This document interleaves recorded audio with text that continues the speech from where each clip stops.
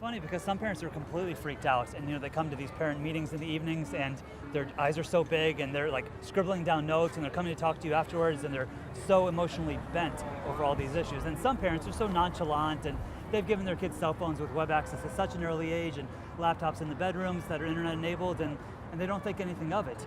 And so what we've got to get in front of them and in their minds is that, look, kids are going to continue to use technology way more than you ever envisioned. And so with that, don't you assume that you've got to teach them how to use it properly? Because we hear all these horror stories, and I don't think we should hesitate to bring up the suicides.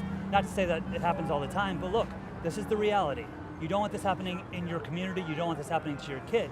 So what would you do in order to prevent it? Well, you talk about these issues. Don't think you're giving kids ideas about technologies to use to harass others. Don't think you're giving kids ideas about suicide being an option. They already know about this stuff. They already know the sites that everyone else is using. They already know about Phoebe Prince and Tyler Clemente. So just dialoguing with them, providing them with scenarios, role-playing a little bit.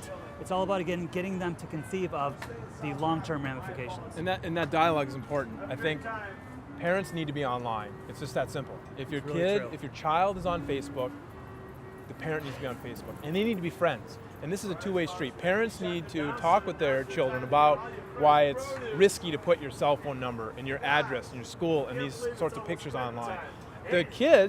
The teens can talk with their parents about how they're using technology in a responsible way, in a safe way.